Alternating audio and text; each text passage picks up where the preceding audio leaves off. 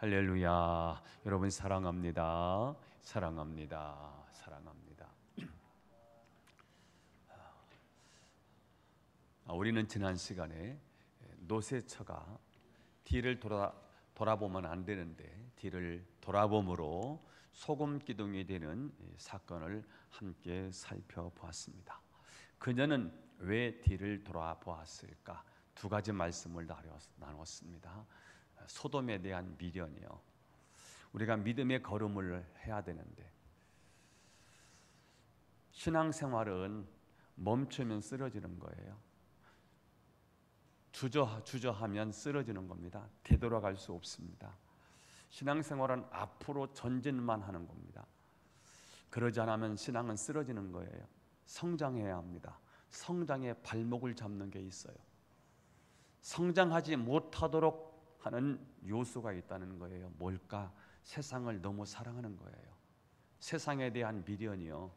내려놔야 될 것, 내 발목을 잡는 것을 끊어내야 될 때가 있거든요. 그런데 그걸 끊어내지 못해요. 돈이 있으면 돈 때문에, 인간관계에 얽히면 인간관계에, 어떤 뭔가 큰 업적을 남겼으면 그 업적에 그냥 우리가 묶이고 말지요. 그래서 신앙의 진도를 못 나가요. 영적 진도를 하나도 못 나가요. 끊어내야 되지요. 그래서 자꾸 뒤를 돌아보면 소금 기둥이 돼요. 신앙에 죽는 거지요. 소돔에 대한 미련. 두 번째는 하나님의 말씀을 하나님의 말씀으로 듣지 않아요. 옆집 아저씨가 들려주는 이야기, 아줌마가 하는 이야기, 그 정도로 듣는 거예요. 그냥 말씀이 들려지는데 하나님의 말씀은 하나님의 말씀으로 듣지 않아요. 기뚱으로 들어요. 농담으로 여겨요. 하나님의 말씀을 우습게 여겨요. 그러다가 결국은 결정적인 순간에 하나님 뜻대로 살지 못하고 세상으로 처박히게 돼요. 그래서 망하는 거거든요. 자, 오늘은 아브라함에 대한 이야기예요.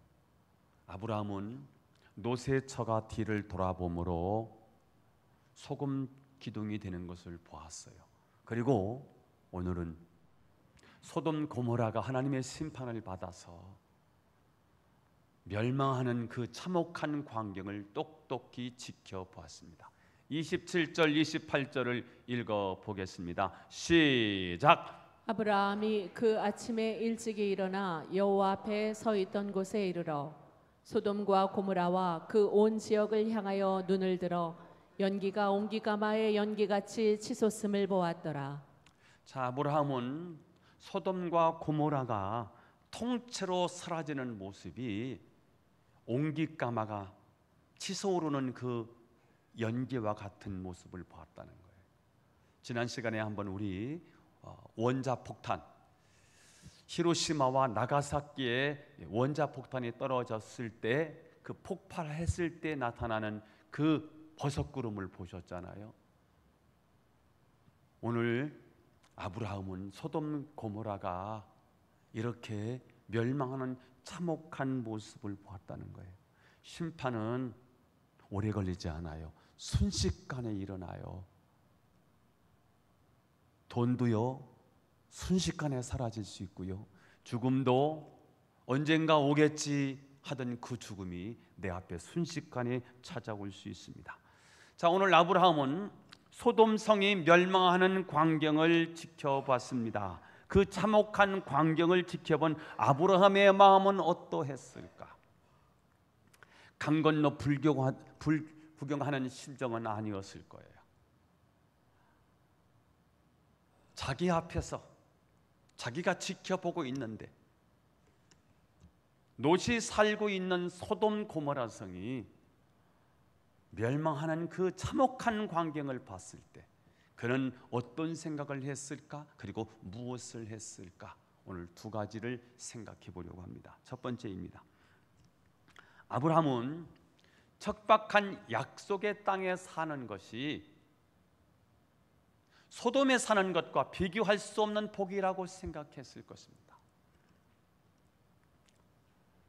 아브라함과 롯은 함께 신앙생활을 했어요. 네, 돈 때문에 보기에 화려하고 물이 넉넉하고 기름진 땅인 소돔 땅을 선택을 한 거예요.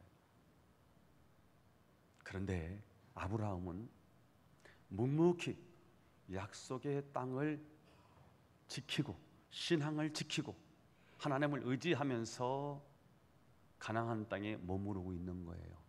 그런데 끝이 오더라는 거예요. 심판이 있더라는 거예요. 나중은 하늘과 땅 차이더라는 거예요. 자, 오늘 약속의 땅, 지금 아브라함이 머무르고 있는 땅이에요. 그 땅은 고통스러운 땅입니다. 하나님이 아브라함에게 내가 지시할 땅으로 가라고 말씀하셔서 갔는데 그 땅은 젖과 꿀이 흐르는 땅이 아니었습니다. 척박했습니다. 기근이 찾아왔습니다. 아는 사람도 없었습니다. 낯선 땅입니다. 외로웠습니다. 고독했습니다. 혼자 자기 집안을 추스리면서 하는 일이 결코 쉽지가 않았습니다. 여러분, 옳은 일은 항상 언제나 그렇습니다. 반면 소돔 땅은 화려했습니다. 아주 세련된 도시였습니다. 문명이 발달돼 있었고요. 아름다운 문화가, 찬란한 문화가 꽃을 피우고 있었습니다. 노시 볼 때 그 땅은 물이 넉넉하고 아주 기름진 땅이어서 목축하기에 아주 걸맞는 땅이었습니다. 행복을 안겨줄 황금빛 도시였습니다. 그러나 롯과 아내는 그 땅이 너무 좋아서 그 땅을 선택했습니다. 하지만 아브라함과 사레는 매력없고 척박한 땅, 약속의 땅을 선택했습니다. 그 결과는 어떻게 되었습니까? 매력있고 화려한 도시는 잿더미가 되고 말았습니다. 그 모습을 바라보는 아브라함의 마음은 어떠했을까? 약속의 땅에 머무르는 것이 너무 큰 축복이구나 하는 것을 생각했을 것입니다. 과정 속에서는 잘 보이지 않습니다. 그러나 소돔 고모라가 멸망하는 그 광경을 지켜보고서 내 선택이 옳았구나. 힘들었지만 어려웠지만 척박한 땅을 일구느라고 고생도 많이 했지만 지내놓고 보니까 나의 선택이, 믿음의 선택이 옳았구나 라고 생각했을 것입니다. 롯은 기름진 땅, 물이 넉넉한 땅을 선택해서 갔습니다. 아름다운 행복이 보장될 것이라고 기대하고 갔습니다.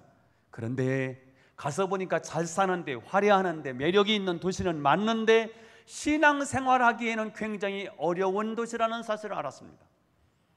믿음을 지켜내기가 정말 어려운 도시라는 사실을 알았습니다. 죄악이 너무 만연해서 믿음을 지켜내기가 어려웠습니다. 하나님 말씀대로 사는 일이 굉장히 어려운 도시라는 사실을 알았습니다. 그러면 그가 살 수 있는 길이 뭘까요? 탈출하는 거예요. 하나님의 뜻이 아니라는 것을 확인하면 그 도성을 빠져나와야 되겠지요. 북한에 살다가 너무 힘들어서 여기서 살다가는 정말 죽겠다라고 생각한 탈북민들이 정말 위험을 무릅쓰고 목숨을 걸고 사선을 넘어서 대한민국에 안착했어요. 살아보니까요, 너무 좋아요. 북한을 바라보는 그들의 마음이 어떠할까요? 남한에서 사는 삶은 북한과는 비교할 수 없는 축복이라는 사실을 지금 만끽하고 있다는 거예요.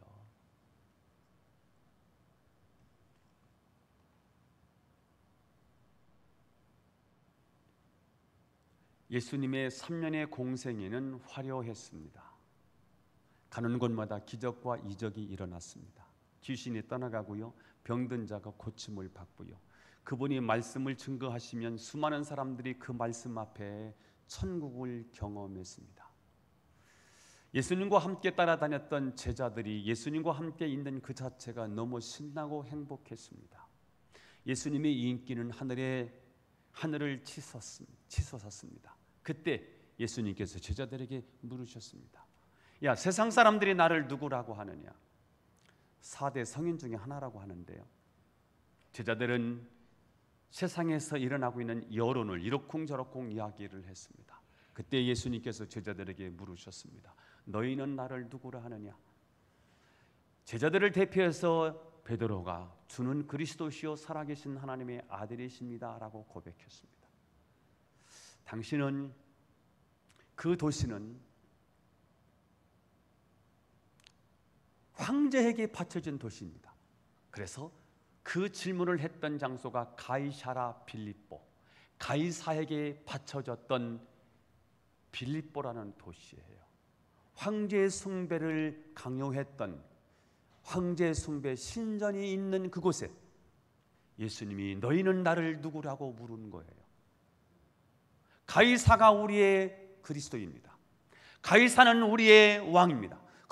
가이사는 우리의 모든 문제를 해결해 주는 왕이십니다 라고 고백을 강요했던 그 도시에서 베드로가 가이사가 우리의 그리스도가 아니라 우리의 그리스도는 예수님 당신입니다 라고 고백한 거예요. 오늘 이 시대에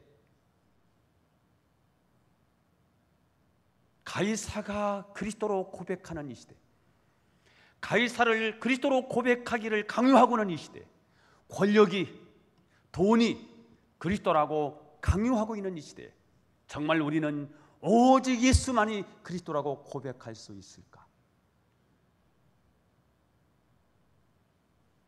오늘 베드로의 고백은, 제자들의 고백은 나는 세상을 지배하는 황제의 가치관으로 살지 아니하고 예수님의 가치관으로 살겠습니다라는 고백이에요. 이런 고백을 했던 제자들에게 예수님께서 이렇게 말씀하셨습니다. 마태복음 16장 21절입니다. 시작. 이때로부터 예수 그리스도께서 자기가 예루살렘에 올라가 장로들과 대제사장들과 서기관들에게 많은 고난을 받고 죽임을 당하고 제3일에 살아나야 할 것을 제자들에게 비로소 나타내시니 주는 그리스도시여 살아계신 하나님의 아들이십니다라고 고백한 제자들에게 예수님께서 드디어 이때로부터 제자들에게 비로소 뭘 나타내신다는 거지요? 많은 고난을 받고 죽임을 당할 것을 드디어 말씀하셨다는 거예요. 예수님은 당신은 돈이나 주고 병이나 고쳐주는 그런 세속적인 메시아가 아니라, 물질적인 메시아가 아니라 우리를 구원해 줄 영적 메시아라는 거예요. 그걸 드디어 밝히셨어요. 그리고 예수님은 그 일을 위해서 당신은 죽으실 거라는 거예요. 그리고 앞으로 제자들이 해야 할 사역이 바로 십자가 사역이라는 거예요. 눈에 보이는 것, 화려한 것, 그것을 추구하는 제자들이 돼서는 안 되고요. 보이지 않는 그러한 하나님 나라를 이루기 위해서 예수님이 십자가에 못 박혀 죽으시면서 인류를 구원하시는 이 십자가 정신을 따르는 신앙의 진짜 신앙이고, 이 신앙을 가진 자라야만 제자가 될 수 있고, 이 제자가 되어야만 세상을 바꿀 수 있다는 거예요. 오늘 롯은 세속적인 메시아를 추구하는 사람이라면, 아브라함은 영적인 메시아를 추구하는 사람이라고 할 수 있겠지요. 그 결과는 어떠합니까? 하늘과 땅 차이입니다. 세속적인 메시아를 추구했던 롯은 결국 멸망하는 토성, 그 속에 있었다는 사실이고요. 그리고 아브라함은 척박하고 고통스러운 땅이지만 믿음을 지켰을 때, 이 선택이 올바른 선택이구나.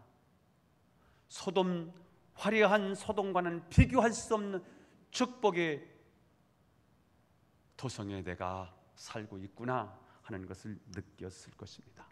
여러분, 힘들지만 약속의 땅에 머무르는 것이 축복입니다. 인생은 끊어서 보지 마시고 인생은 전체를 보셔야 합니다.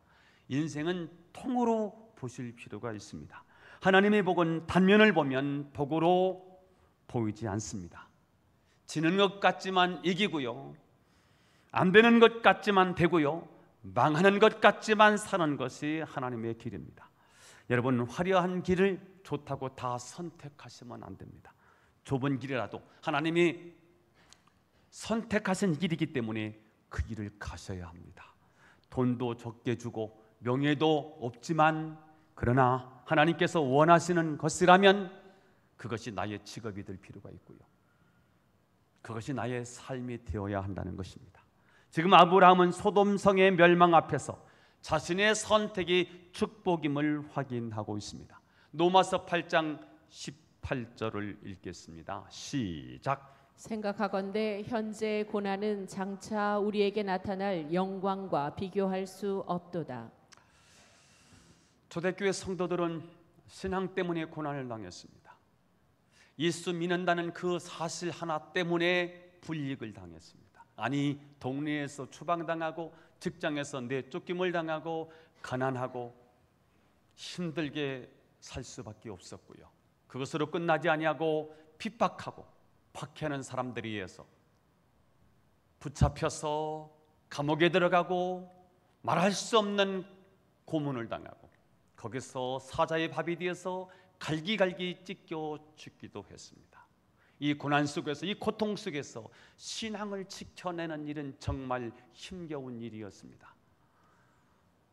신앙생활을 힘들고 어렵게 감당하고 있는 초대교회 성도들을 향하여, 노마 기독교인들을 향해서 사도 바울이 이렇게 편지를 써보내는 거예요. 생각하건대 현재의 고난은 장차 우리에게 나타날 영광과 비교할 수 없도다. 여러분, 신앙 때문에 힘든 일을 맞이할 수 있습니다. 그러나 장차 우리에게 나타날 영광과는 좋게 비교할 수 없다는 것입니다. 이 사실을 믿으시고 심판은 그날을 비교하시면서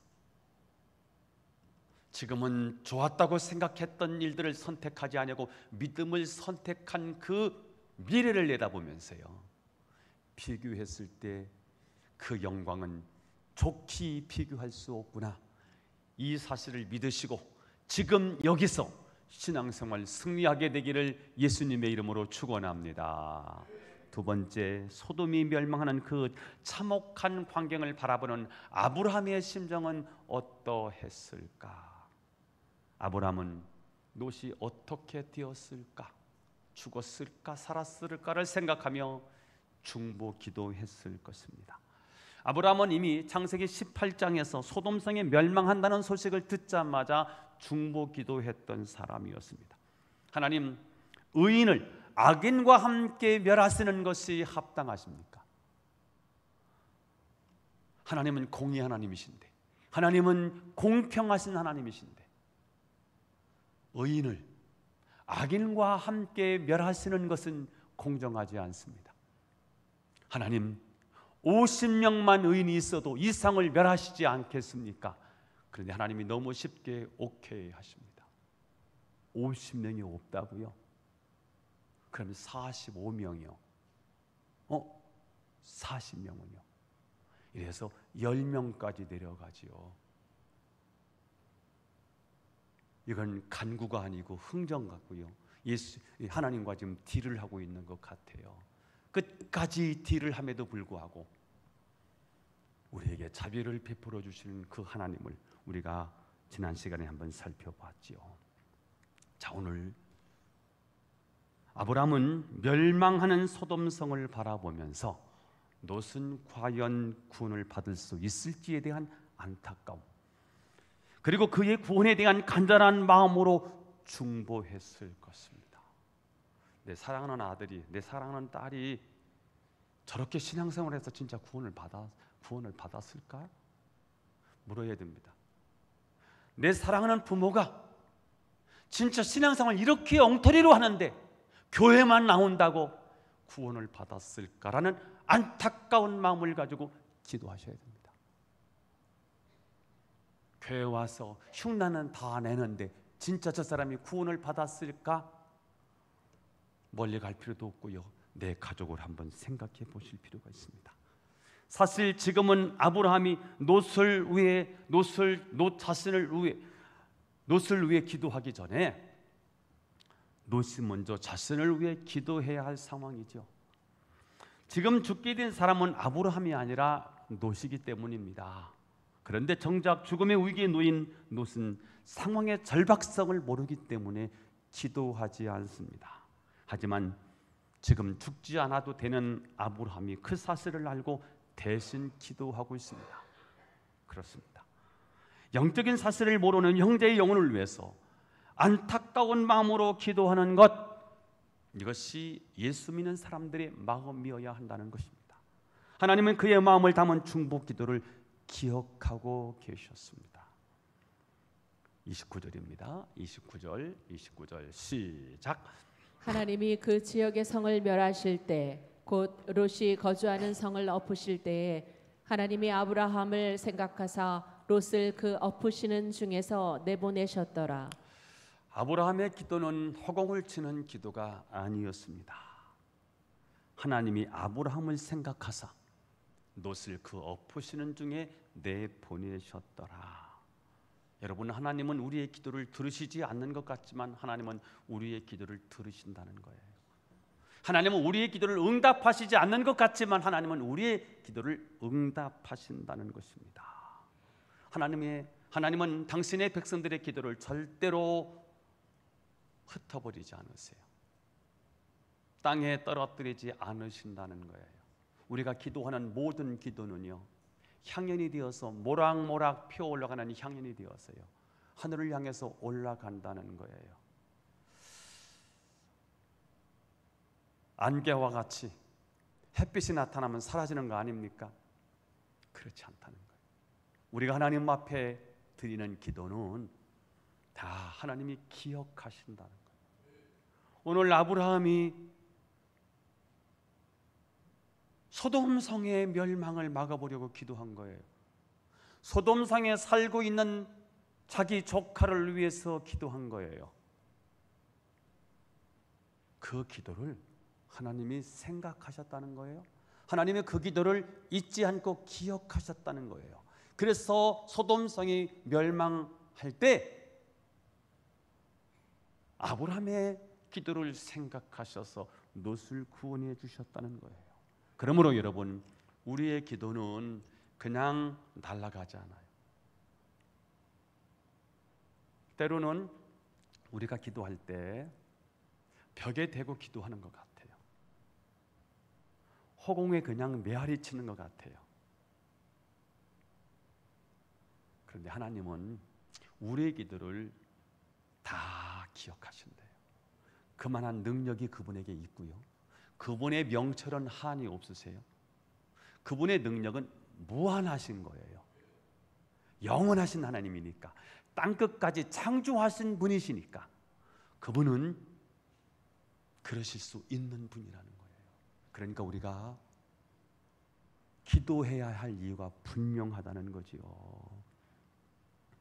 하나님은 롯이 구원받을 믿음이 없을 때 아브라함의 기도를 기억하셔서 롯을 구원해 주셨다는 것입니다.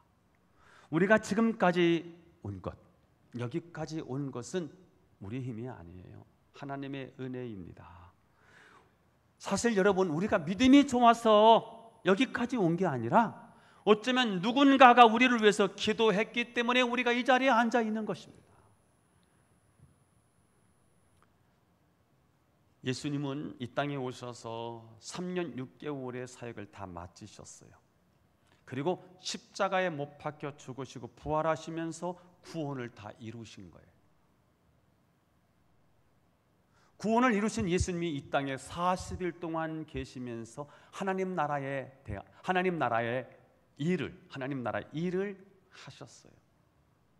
그리고 제자들에게 사역을 맡기시고 하늘로 올라가셨어요. 그것을 승천이라고 말해요. 자, 그러면 부활하신 예수님이 이 땅에 계시다가 하늘로 승천하셔서 지금 하고 계신 일이 무엇일까요? 죽은 자 가운데서 살아나신 거예요? 부활이라고 말해요. 이걸 부활은 살아났다가 또 죽으면 그건 부활은 아니에요. 부활은 영원히 사는 것을 부활이라고 말해요. 자, 그러면 예수님은 영원히 사시는데 어디서? 하나님 나라에서. 그러면 영원히 사시는 예수님이 지금 무엇을 하고 계실까? 로마서 8장 34절 읽어보겠습니다. 시작.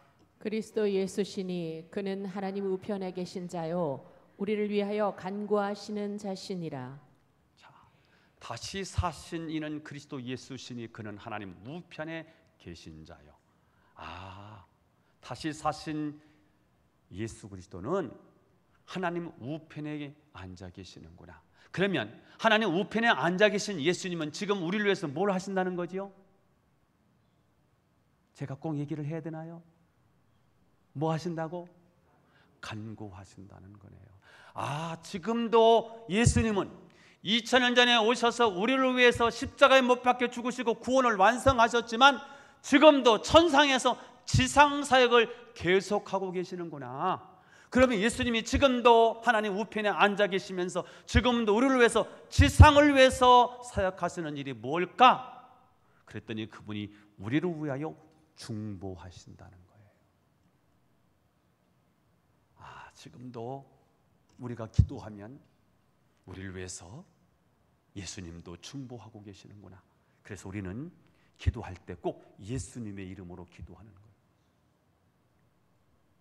자, 성령님도 마찬가지예요. 우리는 마땅히 기도할 바를 알지 못하는데 오직 성령은 어떻게 하시느냐? 8장 26절에 나와 있습니다. 읽어보겠습니다. 시작. 이와 같이 성령도 우리의 연약함을 도우시나니 우리는 마땅히 기도할 바를 알지 못하나 오직 성령이 말할 수 없는 탄식으로 우리를 위하여 친히 간구하시느니라. 성령님이에요. 그리스도의 영이에요. 하나님이 영이에요. 보이지 않지만 이곳에 하나님이 오셨지요. 어떻게 해요? 성령으로요. 성령은 물질을 뛰어넘어요. 시간을 뛰어넘어요. 하나님의 영이시기 때문에 그래요. 그 영을 거룩한 영, 성령이라고 그래요. 성령도 우리의 연약함을 아세요. 우리 연약함을 도우신다고요. 우리가 연약해서 넘어져요. 연약해서 죄 지어요. 연약해서 시험에 들어요. 그 연약함을 아시고 도우시는 분이세요. 우리는 마땅히 기도할 바를 알지 못할 때가 많아요. 무엇을 기도해야 될지 잘 모를 때도 있어요. 그런데 성령은 오직 성령이 말할 수 없는 탄식으로 누구를 위하여? 우리를 위하여 친히 간구하시느니라. 아, 성령도 우리를 위해서 간구하시고 예수 그리스도도 부활하셔서 지금 하나님 우편에 앉아 계시면서 우리를 위해서 기도하신다는 거예요. 이 사실을 저와 여러분이 알았으면 좋겠습니다. 지금도 부활하셔서 살아계신 예수님이 하나님 우편에 앉아 계시면서 저와 여러분을 위해서 중보하신다는 사실을 믿으십시다. 성령께서 말할 수 없는 탄식으로 저와 여러분을 위해서 친히 간구하신다는 사실을 믿으십시다. 당신이 지쳐서 기도할 수 없고 눈물이 빗물처럼 흘러내릴 때 주님은 아시네 당신의 약함을 사랑으로 돌봐주시네. 누군가 널 위하여 누군가 기도하네. 내가 홀로 외로워서 마음이 무너질 때 누군가 너를 위해 기도하네. 아멘. 당신이 지쳐서 기도할 수 없고 눈물이 빗물처럼 흘러내릴 때 주님은 아십니다. 우리의 아픔을, 우리의 약함을, 우리의 슬픔을. 그래서 그분은 사랑으로 돌봐주시기를 원하십니다. 내가 쓰러져서 기도할 수 없는데 누군가 나를 위해서 기도하는 사람이 있다는 사실을 아십니까? 내가 지쳐서 기도할 수 없어요. 낭망해서 일어날 기분이 없어요. 슬퍼서 절망 가운데 빠져 있어서 일어날 힘이 전혀 없어요. 그래서 기도의 자리에 나와야 된다는 사실을 알지만 기도의 자리에 나올 수 없을 때 누군가 내 영혼을 위해서 새벽마다 저녁마다 눈물 흘리며 기도한 까닭에 내가 오늘 이 자리에 있고요, 내가 오늘 구원받고 하나님의 자녀가 되었습니다. 그렇다면 이 메시지는 우리에게 무슨 교훈을 주는 것일까요? 우리가 기도하면 다른 사람이 산다는 거예요. 우리가 기도하면 이 나라 대한민국도 변한다는 거예요. 우리가 기도하면 기도는 만사의 기적을 일으킨다는 것입니다. 그러므로 여러분, 자녀를 위해서 기도하십시오. 친구를 위해서 기도하십시오. 기도는 기적을 일으킵니다. 기도에는 능력이 있습니다. 금번 추석 명절에 가족들에게 말을 하셔야 됩니다. 내가 당신을 위해서 기도하고 있습니다. 오늘 우리 송 목사님이 추석이 걱정된대요. 언제 장가갈 거냐고, 이렇게 물을 것 같다고. 여러분, 그것만 묻지 마시고 한마디 하셔야 됩니다. 제가 어머니를 위해서 기도하고 있어요. 아버지, 제가 아버지를 위해서 기도하고 있어요. 사랑하는 딸아, 내가 네 신앙을 위해서 기도한단다.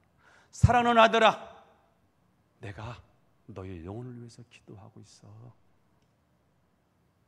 언니, 내가 언니를 위해서 기도해요. 오빠, 내가 오빠를 위해서 기도해요. 이번에 추석 명절에 모이시면 내가 당신을 위해서 기도하고 있습니다. 그리고 기회가 주어진다면 대표 기도를 내가 한번 했으면 좋겠어요. 그리고 실제로 어머니를 위해서 기도하는 거예요. 아직도 하나님을 만나지 못한 우리 어머니가 이번 기회에 예수님 만나게 해주세요. 그렇게 예수 믿으라고 강권했지만 아직도 하나님을 믿지 못하는 우리 어머니가 예수 믿고 천국 가게 해주세요.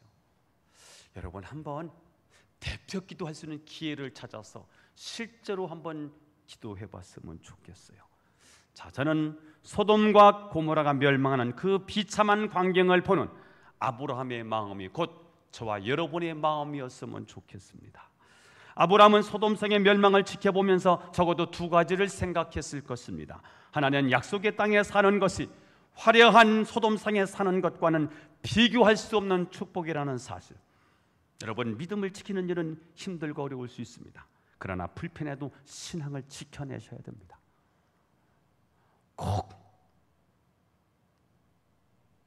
교회 안에서 신앙을 지켜내셔야 됩니다. 떠나시면 언젠가 하나님 앞에 서야 합니다.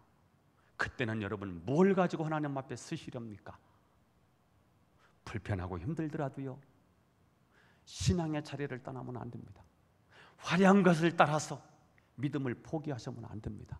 힘들고 어렵지만 고통스럽지만 여러분의 자리를 지켜내셔야 합니다. 그게 축복입니다. 그리고 아브라함은 소돔성의 멸망을 보면서 롯이 죽었을까 살았을까를 생각하며 그 가족의 구원을 위해서 기도한 것입니다. 성경은 놀랍게도 아브라함의 중복 기도를 통해서 롯이 구원을 받았다고 말씀하고 있습니다. 여러분, 형제 자매의 영혼을 위해서 안타까운 마음으로 기도하십시오. 하나님께서 반드시 여러분의 기도를 들으시고 응답해 주실 줄로 믿습니다. 특별히 추석 명절에 여러분의 중보 기도를 통해서 여러분의 가족 모두가 구원받는 인가기도의 축복이 임하게 되기를 주 예수님의 이름으로 축원합니다.